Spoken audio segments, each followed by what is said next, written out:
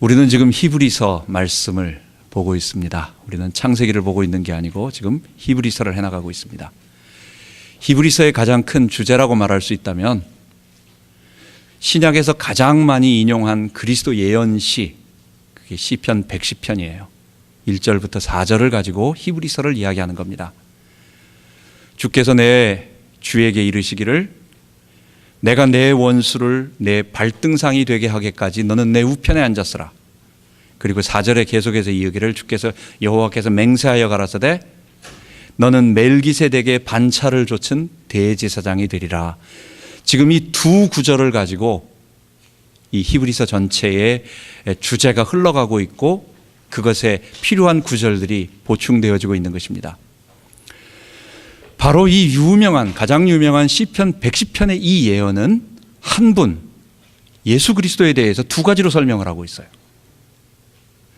그분이 하나님 보좌 우편에 앉아 계신다라는 말은 하나님의 모든 전권을 위임받아서 행사하시는 하나님의 권능의 아들이란 뜻이고 대권자란 뜻이고 위임 통치자란 뜻이고, 그래서 오늘 우리에게는 만왕의 왕이요 만주의 주가 되시는 주님이라는 말이, 그분은 우리의 왕이시라는 말이에요. 그런데 이분을 또 한 번 설명하는 게 뭐냐? 4절에는 뭐냐? 이분이 대제사장이라는 거예요. 한 분이 왕이시면서 대제사장이신 왕. 그래서 우리는 예수님을 제사장적인 왕이다 이렇게 설명을 하는 것입니다. 예수님은 뭐냐? 제사장적인 왕이시다. 세상에 많은 왕들은 이런 왕이 하나도 없습니다. 다 자기 부모로부터 물려받은 왕이에요. 힘으로 나라를 뺏어가지고 정복해가지고 그리고 그것을 갖다가 이렇게 지배하는 왕이에요. 그런데 예수님은 어떤 왕이냐? 제사장적인 왕. 죄 가운데 빠져 멸망에 갇혀 죽어가고 있는 사람들을 자기 피를 흘려 그들을 사서 그들로 하여금 하나님 백성, 자기 백성 만드시고 그들을 통치하시며 그들을 사랑으로 통치하시고 그들을 죄 용서하시고 의롭게 하시며 거룩하게 만들어 가시는 왕. 죄인들을 건져내서 자기 백성 삼으시는 그 거룩하신 그 놀라우신 그 사랑의 왕. 이게 바로 제사장적인 왕이에요. 세상 어디에도 이런 왕이 없고 세상 어떤 종교 어떤 가르침에도 이런 왕은 없습니다. 오직 성경에만, 우리 하나님의 구원 계시에만, 그리고 다윗이 예수님 오시기 1000년 전에 이것을 예언하고 우리들에게 말해주고 있는 것입니다. 이 제사장적인 왕이신 예수님이 오셔서 우리들에게 하시는 일은 우리로 하여금 죄 용서해 주시고 우리로 하여금 의롭게 해주시는 일을 하세요. 그것을 통해서 우리를 구원하셔서 자기 백성, 하나님 백성 삼아주시는 거예요. 여러분, 죄는 뭐고 의는 뭡니까? 성경에는 끊임없이 죄라는 단어를 계속 쓰면서 죄 가운데서 돌이켜라, 죄에서 회개해라, 너희는 죄 용서 받아야 된다라고 하는 그 얘기를 계속하고 있습니다. 또 한편에는 특별히 멸망기 때의 선지자들을 통해서는 하나님이 너희의 의가 되어 주신다, 너희를 의롭게 만들어 주신다, 너희 가운데 거해 주신다, 너희로 하여금 구원의 투구와 의의 흉배를 갖추도록 해주신다, 또는 하나님께서는 우리의 의가 되어 주신다, 우리가 믿음으로 말미암아 의롭게 된다, 이런 말들이 선지서에는 계속, 그래서 이 죄와 의가 계속해서 반복으로 대차 대비되면서 계속해서 우리들에게 전달되어져요. 죄와 의는 바로 우리가 지난 시간부터 계속 배웠던 첫 번째 언약과 창조 경륜에서 나온 말입니다. 하나님의 사람을 창조하셨어요. 창조 목적이 뭐예요? 왜 창조하셨어요? 나와 똑같은 인격을 가지고 자유를 가지고 있는 사람이 자발적인 순종을 통해서 하나님을 섬기면 하나님은 그들을 자기 백성 삼으셔서 그들 가운데 거하시겠다, 하나님 나라 만드시겠다, 하나님 백성 삼으시겠다. 이게 창세기 1장 27절 8절에 말하고 있는 하나님의 속에 가진 품은 뜻, 인간을 창조하신 목적, 창조 경륜이라고 말합니다. 그런데 하나님이 이걸 마음속에만 가지고 있고 그냥 이렇게 하셨으면 사람은 몰라요. 그러니까 사람이 다른 것 하지 않도록 약속을 맺으셨어요. 약속은 뭐예요? 지키면 그것에 대한 보상이 이게 있고, 안 지키면 그것에 대해서 어떤 벌이 주어지는 그 강제적인 구속력이 있는 것입니다. 약속, 언약, 약정, 이런 것들은 다 그런 의미가 있는 거예요. 하나님이 첫 번째 언약을 선악과와 생명나무를 통해서 너 하나님께 순종하면, 너를 창조한 뜻대로 너가 주인 되지 아니하고 너가 스스로 선악을 판단하지 아니하면, 그러니까 너가 하나님께 순종하고 너가 대리통치자로서 하나님께 예배드리고 모든 만물을 잘 관리하고 하나님께 영광을 돌리면, 이게 창조 경륜에 맞는 거예요. 우리를 지으신 목적에게 맞아요. 그리고 인간이 하나님하고 약속을 맺은, 내가 선악을 알게 하는 나무를 따먹으면 정령 죽겠습니다, 그리고 내가 생명나무를 먹으면 좋습니다, 하나님께 순종하겠습니다라고 한 그 약속, 인간이 하나님과 맺은 약속에 맞아요. 그게 옳은 겁니다. 그게 맞는 겁니다. 그걸 옳을 의자를 써서 의라고 말하는 거예요. 사람이 범죄하지 아니하고 사람이 하나님을 섬기고 사람이 자기를 창조하신 목적대로 하나님께 순종하며 하나님의 대리통치자로 살아가는 그 상태, 그러한 마음 자세, 또한 그러면서 하고 있는 모든 행동들은 그게 바로 의로운 거예요. 옳은 거예요. 맞는 거예요. 반대로 사람이 하나님께 약속을 드렸습니다. 나는 하나님을 섬기며 나는 하나님께 순종하는 사람이 되겠습니다라고 약속을 맺었는데, 이 약속을 어기고 하나님께 불순종하고 자기 스스로 피조물이 창조주의 옳고 그름을 받아들여서 내가 그것에 따라가지 않고 내 마음대로 내가 원하는 대로 이건 옳은 거고 이건 그런 거다라고 정하고 그대로 살아가는 것, 이건 하나님의 법에 불순종하는 거예요. 하나님을 대적하는 거예요. 우리를 지으신 창조주 하나님을 반역하는 거예요. 이건 옳은 게 아닙니다.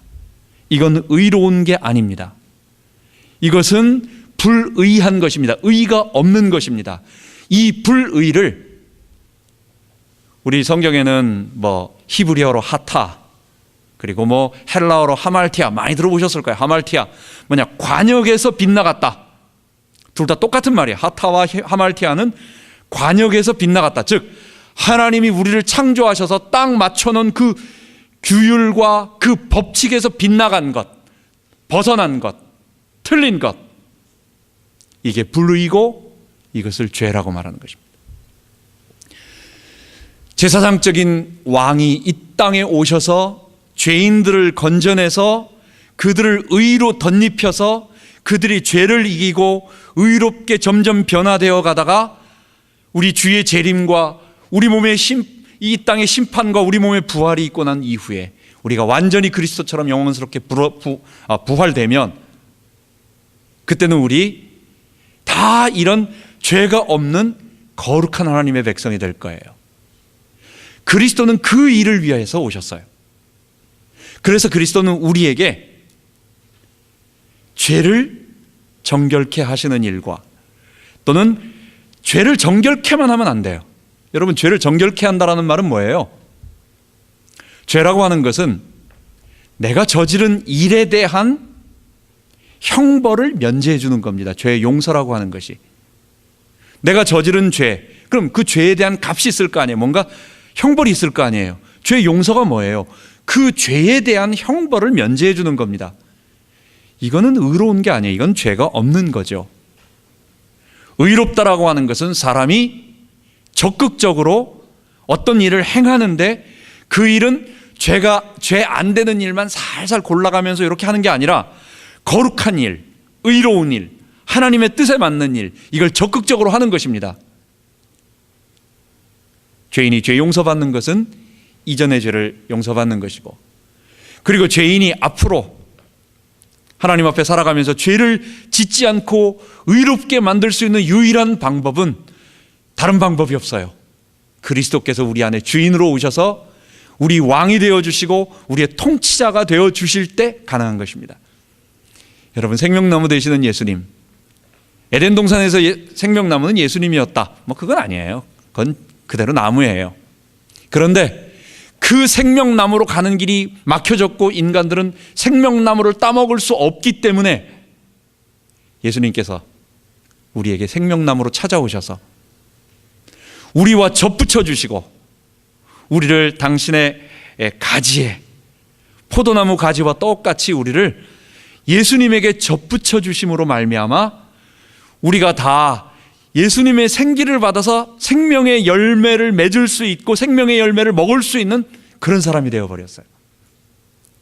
십자가와 부활의 동참함으로 우리가 죄를 이기고 죄 용서받고 의롭다 하심을 얻어 하나님의 백성이 되고 이 땅 살아가는 동안 거룩한 백성이 점점 되어져 가다가 이제 모든 사람들은 우리 주님의 오실 날을 보게 될 것입니다. 우리 세대에 오기를 원하는데 글쎄 잘 모르겠어요. 올지 안 올지는 잘 모르겠지만 우리 세대에 주님이 오시기를 원하고 그리고 머지않아 우리가 다 우리의 육신이 썩어서 땅에 묻히게 될 때 우리가 주님의 얼굴을 보게 될 것입니다. 가장 가깝게 볼 것입니다. 그때의 영광스러운 주님 앞에 주께서 우리를 위하여 행하신 일들을 다 찬양하고 경배하고 기뻐하고 구속하는 일, 그 주께 영광 돌리는 일, 우리를 죄 가운데서 건져내어 무엇으로? 십자가로. 그리고 우리를 우리 안에 거하셔서 우리를 자기와 접붙여 주시며 우리를 예수의 주되심을 고백하며 살아갈 때 죄를 이기도록 하나님의 의를 덧입혀 주셨어요. 하나님의 의가 뭐예요? 그게 예수님 자신이에요. 예수님이 하나님의 의가 되셔서 우리 안에 들어오셔서 우리를 감싸주시는 거예요. 우리와 연합해 주시는 거예요. 이 방법으로만 사람이 구원을 얻고 이 방법을 이야기하기 위하여 하나님 우리에게 나타내 주시기 위하여 수천 년에 아브라함부터 예수님까지 이게 2000년 기간입니다. 아브라함이 BC 2000년대 사람이고 그리고 예수님이 AD 1세기니까 2000년의 역사를 쭉 흘러내려오는 동안 그 이전부터 물론 역사하셨지만 우리가 눈에 가시적으로 딱 보이는 것은 그 아브라함을 갈대아 우르에서 불러내시고 그리고 쭉 이 역사를 진행하시다가 마지막 예수님 모시고 난 이후에 이 모든 것을 모두에게 밝히 드러내시고 모든 인류가 구원받는 길을 열어주셨습니다. 자, 오늘은 이 일을 진행해 가는 가운데 이스라엘 민족을 하나님께서 형성해 가는 과정이 있습니다.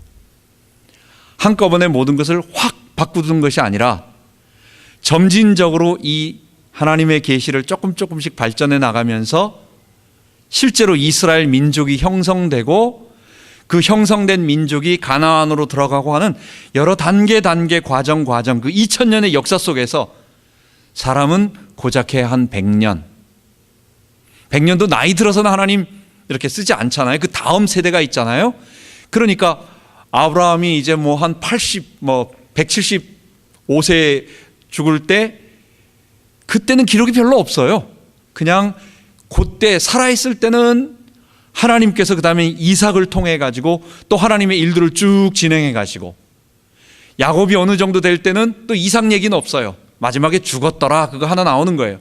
하나님께서 또 이삭을 쭉 요셉을 쭉 야곱을 쭉 진행하시고 그런 가운데 오늘은 요셉 그리고 오늘 이 시대에는 바로 우리를 통하여 아브라함도 없고 이삭도 없고 모세와 칼빈 기타 위대한 사람들은 다 하나님 보좌 거기에 가서 다 편안하게 우리가 하는 것을 보며 내가 옛날에 그 일을 한 부분 맡았는데 너희들 지금 이거 맡고 있구나.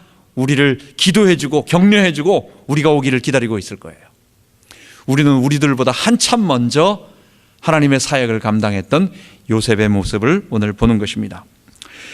요셉이 가졌던 믿음은 바로 하나님이 이스라엘 민족을 큰 민족으로 만드시기 위하여 애굽으로 보내는데 그 하나님의 섭리가 보이진 않지만 그걸 믿음으로 믿고 순종할 수밖에 없었지만 사실은 그러나 그것을 순종하고 따라갔다라는 것입니다. 바로 그게 오늘 히브리서에서 우리들에게 요셉 이야기를 하면서 요셉이 바로 그것을 한 사람이었다라고 말하는 것입니다. 요셉 이야기를 하면서 우리가 한 3가지만 얘기하고 싶은데 간단하게 첫 번째는 꿈 얘기를 안 할 수가 없어요. 요셉은 꿈으로 시작해서 꿈으로 끝나는 겁니다. 과연 꿈이란 뭐냐?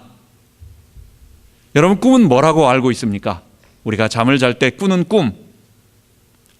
우리 보통 과학적, 의학적으로 생각할 때는 우리의 육체가 잠을 자고 있을 때 우리의 뇌는 자지 않고 의식을 가지고 있는데, 뭔가 뇌가 의식 작용을 하고 있는데 이걸 깼을 때 그 의식을 기억하는 것, 우리가 기억하는 것, 이걸 우리는 꿈이라고 생각을 해요. 그게 일반적인 얘기입니다. 이거는 외부에서 주어지는 게 아니라 내 뇌가 스스로 작용을 하고 있는 나의 생각이고 내 거예요. 그게 내가 잠에서 깼을 때 기억하는 것입니다. 내가 잠을 자지 않을 때 사람들은 또 꿈을 꾼다고 말을 하죠. 단어 속에서 드림이라고 하는 단어가 뭐 잠잘 때 우리가 잠에서 꾸는 꿈 말고 또 꿈이 있죠. 내가 정말 원하는 거. 드림카가 뭐냐? 내 꿈이 뭐냐? 비전이 뭐냐? 이러면서 우리는 그 내가 정말 소원하고 마음에 품고 있는 것, 꿈, 이 두 가지를 잘 때 꾸는 꿈하고 그 다음에 일반적으로 쓰는 우리의 소원하고 이런 걸 다 우리의 꿈이라는 단어 속에 씁니다. 성경에도 꿈이 있습니다. 근데 성경의 꿈은 이런 사람의 꿈하고 전혀 달라요. 사람의 꿈은 아까 말한 것처럼 내 생각입니다. 내 뇌가 생각하는 것이나 내가 원하는 소원이에요. 다 내가 원하고 있는 나의 소망이거나 꿈인데, 성경에서 꾸는 꿈, 야곱이 베델에서 가다가 꿈이 주어졌어요. 사닥다리 꿈을 꿨어요. 요셉이 잠을 자고 있는데 갑자기 볏집 볏단이 자기를 위하여 절을 합니다. 볏단, 형들의 볏단이 자기 볏단을 위해 절하고 해와 달과 11별이 자기 별을 향하여 절을 합니다. 요셉 얘기는 지금 계속 꿈 얘기예요. 그 꿈이 어떻게 성취되느냐 얘기예요. 감옥에 들어갔는데 술 맡은 관원장이 꿈을 꾸고 그다음에 떡 맡은 관원장이 꿈을 꿉니다. 바로가 좀 있다가 또 꿈을 꿉니다. 나일강에서 올라오고 있는 소가 빼짝 마른 소 꿈을 꿉니다. 다니엘도 꿈을 꿉니다. 많은 사람들이 꿈을 꿔요. 이 꿈하고 우리가 잘 때 꾸는 꿈하고는 전혀 근본적으로 다른 거예요. 성경의 꿈은 하나님이 이 땅의 창조 경륜 회복하시려고 하는 이 일들을 진행해 가는 가운데 필요한 사람에게 필요한 일을 알려주심으로 그 일이 진행되도록 하는 하나님의 구원 계시예요.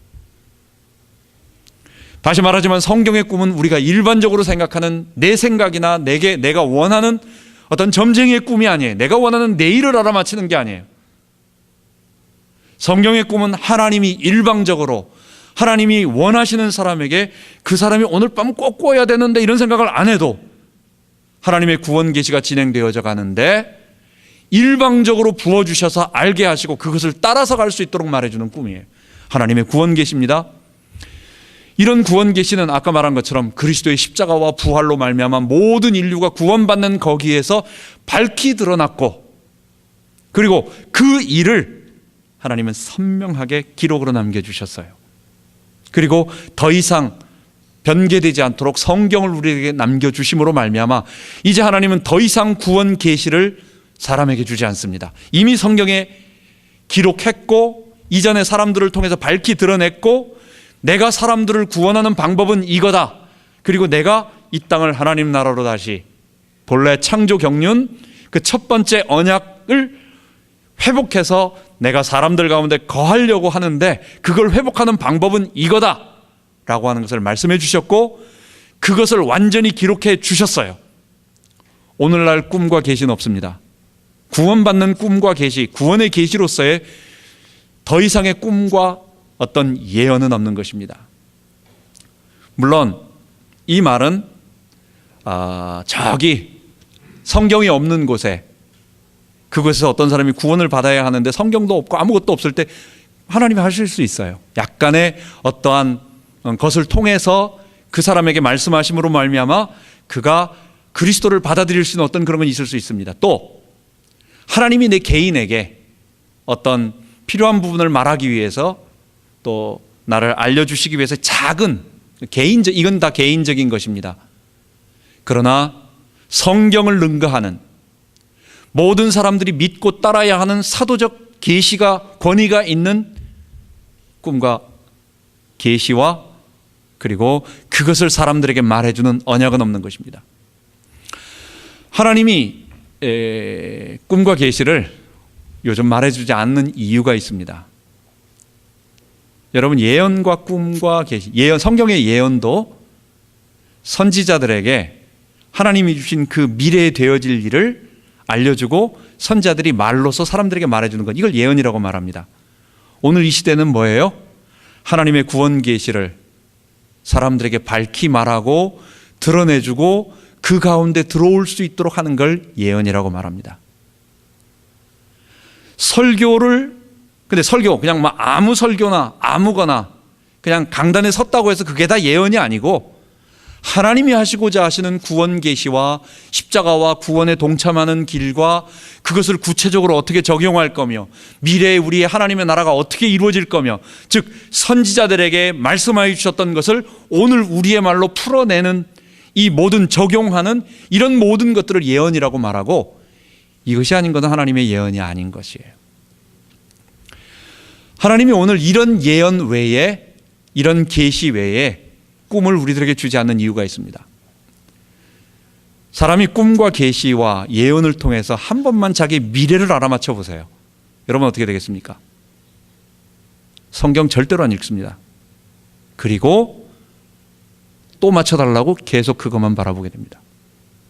이거는 겸손하게 표현해서 한 99%예요. 100%라고 말하고 싶은데 99%입니다. 죄의 본성이 성경에서 말씀하신 십자가와 부활에 동참하고 오늘 주의 영에 붙잡힌 바 되어서 내가 정말 하나님 앞에, 그리스도의 능력 앞에 살아야 한다라고 하는 이거는 관심이 없고요. 내가 내일 어떻게 될까요? 내가 뭘 할까요? 하나님의 온 인류를 구원하는 계시가 뭡니까? 이거 구하는 것도 아니에요. 나예요. 나 내일 어떻게 됩니까? 나 내일 어디 가서 뭐 하죠? 이거를 알려달라고 꿈과 계시를 얻습니다. 사람이 그거 두세 번만 체험하게 되면, 개인에게 적용된다라고 하는 작은 것 두세 번만 체험하면 그 사람 신앙은 끝납니다. 어떤 성경 말씀도 듣지 않고 그것이 맞아, 그때 정말 그랬는데, 그게 정말 맞았는데, 그 체험이 그로 하여금 영원히 그 길을 쫓아가게 만들므로 말미암아 십자가와 부활을 못 믿게 해요. 결국은 무슨 말입니까? 하나님이 그래서 오늘은 정말 긴급한 특별한 상황이 아니고서는 나는 이때쯤 나타나면 정말 좋겠는데 해도 이게 하나님 보실 때 이거는 마지막이다, 이건 아니다 라고 하는 특별한 계기가 아닐 때는 하나님은 너 목사님한테 말씀 듣든지, 너 성경 읽고 듣든지, 너 기도하고, 너 사람들의 조언을 통해서 말씀 안에서 찾아내라라고 말씀하십니다. 여러분, 꿈이 바로 그런 것입니다.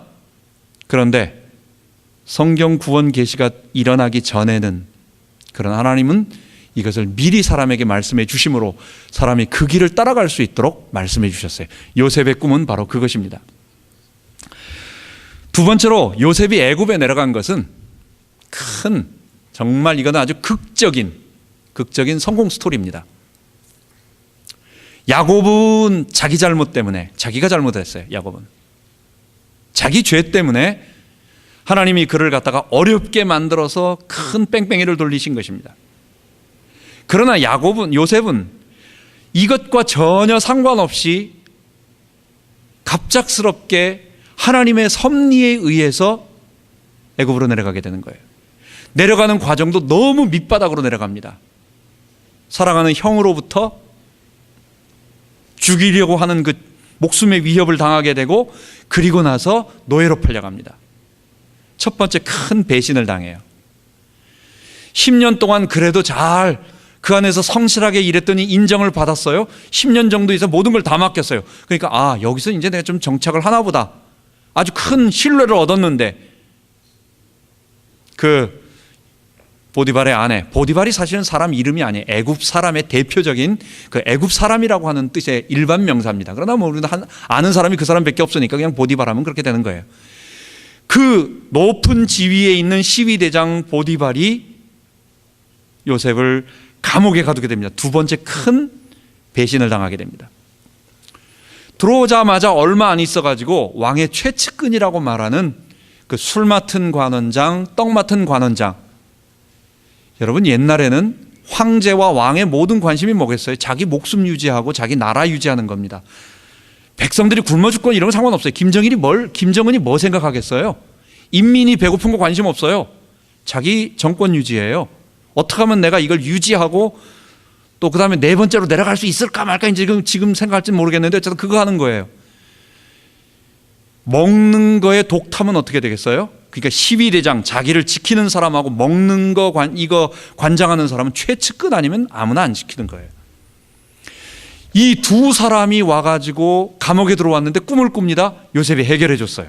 그 말 그대로 딱 맞았어요. 이 사람이 내가 반드시 너를 기억한다 라고 해서 돌아갔는데 2년 동안 잊어버립니다. 또 배신당해요. 세상에 되는 일이 하나도 없어요. 요셉은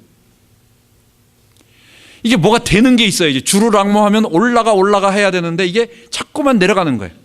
아무리 꿈을 꾸고 아무리 뭐 하나님이 무슨 뭐 볕단 어쩌고 저쩌고 뭐 해와 달 별한 이게 기미가 안 보이고 아무 생각이 없는 거예요. 3번이나 정말 처절한 배신을 당하고 마지막에는 믿었던 자기는 꼭 나가서 말해주겠다고 했는데 싹 잊어버렸어. 그러니까 우리 주 예수밖에는 믿으리 하지 없도다. 이 고백을 요셉이 마지막에 13년 동안 하는 것입니다. 그런데 요셉은 마지막에 바로 바로의 꿈을 해몽함으로 말미암아 그 모든 것이 다 해결돼요. 자, 이런 성공 스토리가 단순한 야, 요셉 참 대단하다, 좋다, 나도 요셉처럼 됐으면 좋겠다, 우리 애들 다 요셉 아니면 뭐 이런 거 다 그잖아요. 뭐 다니엘 다 이렇게 성공한. 요셉은 그 얘기가 아니라 하나님께서 이스라엘 백성을 애굽으로 옮겨서 12아들을 옮겨서 200만을 만드시기 위한, 가나안 땅에서는 그게 안 되는 거예요. 그걸 위한 하나님의 방법이었어요. 야곱은 아마 하란에서 12아들을 낳을 때 베델에서 하나님이 하신 말씀이 어렴풋이 기억났을 거예요. 분명히 기억났어요. 이 땅에, 가나안 땅에 너 백성 많아진다, 너 자녀 많아진다. 야곱의 머리로는 아무리 생각을 해도 이 가나안 땅에서 우리 12명 우리 아들이, 자기도 겨우 마누라 얻어가지고 결혼을 해가지고 아이를 낳았는데 어디서 마누라를 애들을 다 데리고 와가지고 며느리를 얻어가지고 이 12명의 아이를 낳을까. 야곱의 머리로는 이 생각 외에는 없는 거예요. 근데 그게 어느 세월에 되겠어요? 근데요, 하나님이 그것과 저 야곱의 머리를 완전히 생각지도 못하게 애굽의 총리로 만들어서 애굽에서 가장 좋은 땅, 나일 델타 삼각지 그 평야 그 마지막 고센 지역으로 보내서 한 100년 동안 총리의 가족으로서, 두 번째 2인자, 애굽 바로의 그 다음 가는 2인자의 그 가족으로서 모든 특혜를 받으며 거기서 무한정으로 하나님께서 그냥 축복을 주셔가지고 아이를 낳게 만들고, 또한 애굽으로 내려가는 일이 뭡니까? 기근이었어요. 갑자기 가나안 땅과 애굽 일대 풍년이 막 들더니 그 다음엔 7년 동안 연달아서 계속해서 기근이 올립니다. 야곱은요, 자다 깨도 이게 자기를 애굽 땅으로 내보내기 위한 것인 건 전혀 몰랐을 거예요. 야곱의 생각은, 아니 우리가 생각해도 모르죠. 뭐 야곱만 모르겠어요? 하나님의 큰 계획과 하나님의 구원 창조 경륜을 회복하기 위한, 그리고 좀 더 구체적으로 아브라함과 이삭과 야곱에게 말씀하신 그 이스라엘 민족을 크게 만들어 그들 가운데 하나님이 거하시겠다고 하는, 그리고 그들 가운데 예수님이 오셔서 이 땅을, 온 인류를 하나님 백성으로 만드시겠다고 한 그 일을 하나님은 야곱이 상상치도 못하는 방법으로 인도하는 것입니다. 요셉 이야기는 이게 전부 다입니다. 성공 스토리도 아니고 이게 처음이고 이게 마지막입니다. 하나님이 자기 백성을 큰 민족으로 만드시기 위하여 애굽으로 보내는데 그냥 보내면 안 되니까 처음에는 노예로 보내고, 그리고 바로의 꿈까지 쭉 연결해서 그로 하여금 애굽 총리가 되게 만들어 이민시키는 거예요. 다 가나안 땅에 있으면 안 되니까 형제들 다 일로 오세요. 이민 초청해가지고 술에 태워서 보내는 것입니다. 야곱은 거기서 한 가지 중요한 일을 합니다. 그게 뭐냐면 요셉에게 마지막 자녀들을 축복하면서 땅에 대한 예언을 합니다.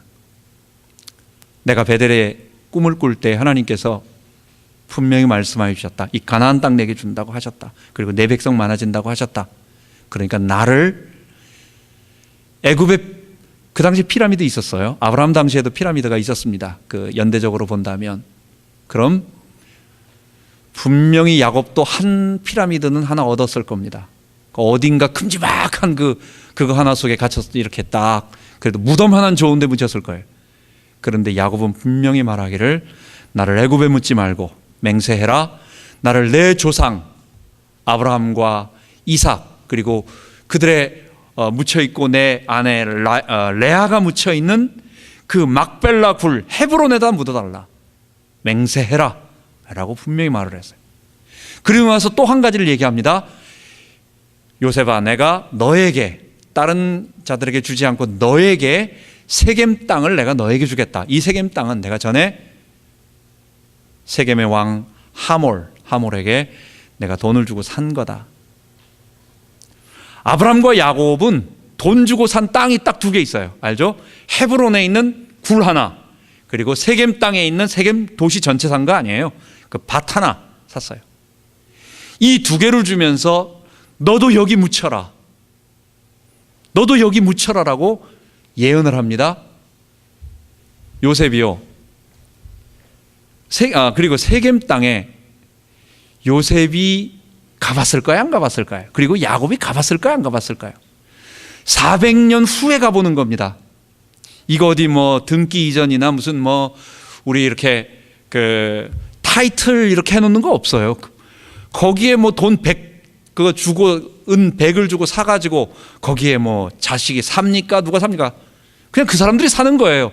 근데 옛날에 샀다라고 하는 그거 하나 가지고 이건 내 땅이고 하나님이 우리에게 주신 거라고 하는 그냥 그거 하나 주고 가보지도 않고 요셉도 야곱도 다 가보지 못한 400년 후에 너 거기 묻혀라라고 얘기하는 것입니다. 오늘 본문 읽었죠?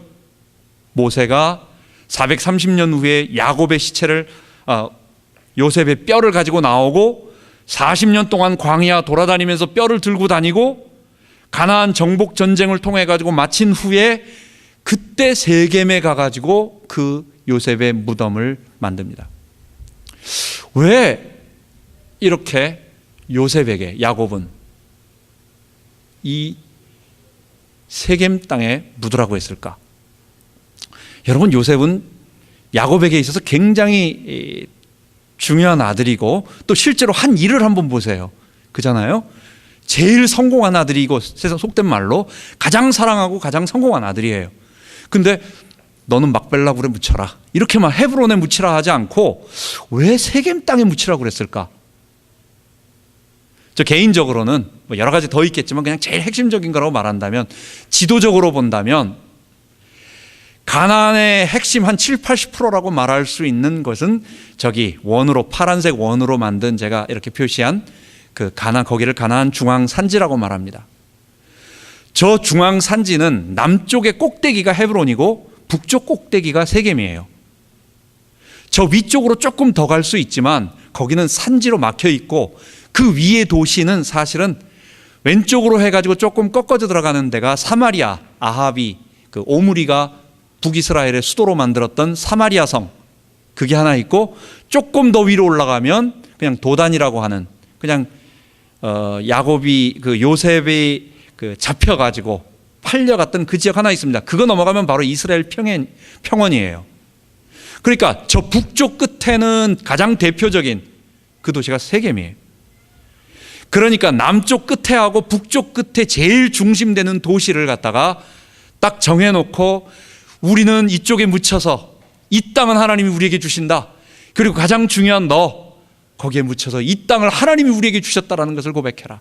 가나안 땅은 하나님이 우리에게 주신, 우리 민족에게 주신, 그리고 우리 백성이 여기에 거하게 될 하나님의 나라가 임할 그 땅이다. 그냥 저 개인적으로 저는 그냥 제가 이스라엘 갔다 와 보니까 성경 지리를 조금 알다 보니까 그냥 이런 생각이 들더라고요. 어쨌든 세겜 땅에 묻히도록 명령을 하고 그 일이 430년 후, 광야 40년 후 그리고 성취되어졌습니다. 지금도 저 땅에 저 세겜에는 여러분 사마리아 수가성 여인이 어디서 물을 길렀어요? 야곱의 우물에서 물을 길렀어요.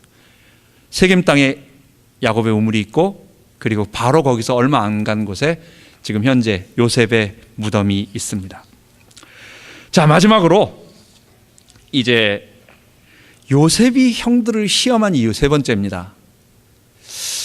성경을 읽으면서 오늘 본문의 어떤 하나님이 이스라엘 민족을 크게 만들고자 하는 그 섭리하고는 조금 다르지만 읽다 보면 이 4장에 걸쳐 가지고 요셉이 형들을 시험하는 게 나와요.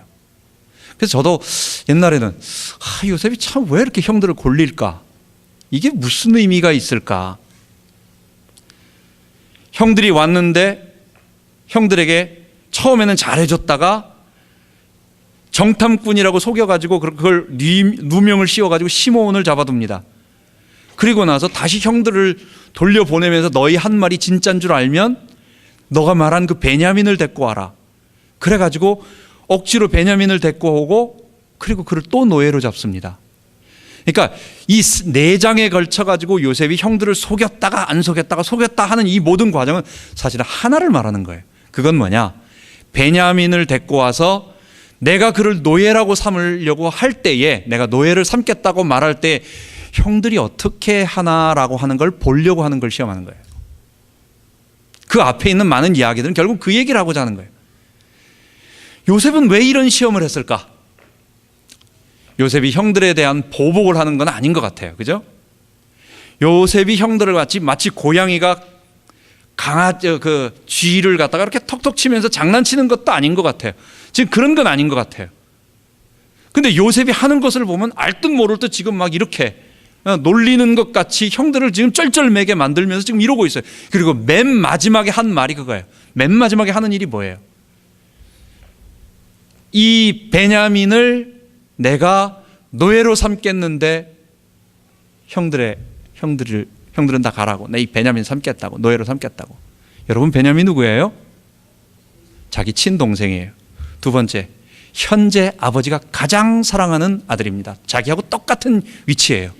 22년 전에 일어난 사건이에요. 지금 요셉이 팔려오는, 노예가 돼서 팔려오는 거랑 베냐민을 지금 노예로 팔아먹는 거하고 똑같은 상황이에요. 지금 형들은 요셉을 보면서 이 베냐민이 포로로 잡힌다라고 할 때에 지금 22년 전에 우리가 이 똑같은 상황을 지금 맞이했는데 지금 어떻게 할 것인가? 결국 요셉은 화해하기를 원했던 것입니다. 요셉은 진정한 화해를 통해서 서로 용서를 구하고 이스라엘 민족이 한 민족이 되기를 원하는 것입니다. 여러분, 범죄라고 하는 것, 우리의 마음속에 아픔이라고 하는 상처는요, 우리 내일부터 없던 일로 하자, 술 한 잔 마신다고 되는 게 아니에요. 술 한 잔 마시고 푼다고 해서 풀어지는 게 아니에요. 정말 마음속에는 진정한 서로의 용서가, 서로 잘못했다라는 사과와 서로 잘못했음을 인정하고 저 사람이 사과하는 것을 내가 알고 나도 정말 저 사람을 사과한다라는 것을, 용서한다라는 것을 저 사람이 알 때 서로에게 있어서의 응어려졌던 그게 풀어지는 거예요. 만약에 이게 안 풀어지고 없던 일로 한다면 요셉의 형들은요, 끝까지 마음속에 참 요셉에 대한 찜찜한 마음이 이거 요셉이 아직도 우리를 용서하지 않았으면 어떡하지? 라는 아무튼 그런 부분이 있을 거예요. 또한 요셉도 마음 한구석에 그럴 것입니다. 놀랍게도 요셉의 형들은 베냐민을 노예로 삼겠다라고 하는 그 말에 자기가 이전에 요셉을 팔았던 것에 대한, 요셉을 노예로 팔았던 것에 대한 것을 다 뉘우치면서 아니라고, 요셉이 형들에게 말합니다. 베냐민만 놔두고 가도 좋다고, 다 가라고, 빨리 가라고. 근데 그 형들은 뭐라고 해? 다 안 가는 거예요. 자기들만 요셉한테, 아니 너 왜 그 은잔을 숨겼냐고, 너 어떻게 하다 그거 숨겼냐고, 너 잘못했다고, 네가 알아서 해결하라고 싹 가버리질 않았어요. 전부 다 요셉한테 가가지고 아니라고, 이런 일이 없다고, 이건 아니라고, 뭔가 오해가 있다고. 근데 그 중에 제일 대표, 자기를 노예로 팔았던 형, 그게 누구예요? 그게 유다예요. 처음에 이 웅덩이에 파가지고 거기에 죽이려고 했는데 마침 그 속에 물이 없어가지고 살았어. 근데 미디안 상인들이 내려가는 것을 보고 유다가 말합니다. 우리 이거 팔아버리자, 노예로 팔아버리자. 자기를 노예로 팔았던 그 유다가 이 베냐민을 위하여 변론을 합니다. 우리가 잘못했는데 어쨌든 이 아이가 죽으면 그 아버지가 지금 당장 죽는다, 안 된다. 대신 나를 노예로 삼고 이 동생을 풀어달라고. 이게 히브리 문학에서 가장 유명한 아주 변론으로서 그렇다고 유명한 구절입니다. 유다의 변론. 유다가 그 베냐민을 위해서 변론하며 그 아버지를 이야기하고 그다음에 자기 자신이 노예가 되겠다고 하고 하는 이 부분이 구약과 성경 전체 유대인들이 가장 대표로 생각하는 바로 그 부분인 것입니다. 어쨌든 정말 하나님의 은혜로 이스라엘은 그렇게 서로 용서를 구하게 되어서 진정으로 회개하게 되고 요셉에게 지난 날에 대한 그것을 진정으로 회개한 모습을 보여주고 요셉도 그걸 보니까 마음이 다 녹았어요. 그래서 서로의 마음속에 있는 이 쓴뿌리라고 하는 것들이 완전히 없어지고 이스라엘은 12지파로 하나가 되는 그 근거가 이 요셉의 이 시험 사건을 통해서 이루어지게 된 것입니다. 자, 우리 마지막으로 이제 히브리서로 돌아와서 성경이 본래 말하고자 하는 우리 이 부분을 보도록 하겠습니다. 여러분, 내 삶을 인도하시는 하나님의 섭리를 우리도 믿고 순종하고 따라갑시다. 하나님의 섭리는 보이지 않아요. 내 삶은 매일 아침에 일어나서 직장 가고 또 집에 들어와서 잠을 자고 애들하고 자라고 뭐 이러고 저러고 매일 그런 아무 하나님 보시기에 아무 관심이 없는 일 같아 보이지만 하나님은 이런 나의 삶을 관심을 가지고 보고 계시며 하나님의 큰 구원 계획을 이루어 가시고 계십니다. 지금의 구원 계획은 뭐예요? 요셉처럼 어떤 사건을 막 일으키는 건 아니에요. 이미 다 드러났어요. 이 땅에 하나님의 백성들이 많아지는 일입니다. 십자가와 부활에 동참하는, 그래서 예수의 주되심을 고백하고 그의 의를 힘입어서 다시 의로운 사람으로 거듭나는 이런 사람들이 이 땅에 점점 많아지는 것입니다. 내가 그 사람이 되고 그리고 내가 내 자녀들을 그렇게 만들고 그리고 우리를 통하여 그런 일들이 점점 그 복음이 퍼져나가는 일, 주님은 그 일을 원하시고 그 수효가 차면 주께서 이제 영광의 나팔과 함께 주께서 이 땅에 오실 것입니다. 내 삶은 적은 삶이 아닙니다. 하나님은 지금 모세를 쓰지 않아요. 하나님은 지금 요셉을 쓰지 않아요. 하나님은 우리 바로 앞섰던 분들도 쓰지 않습니다.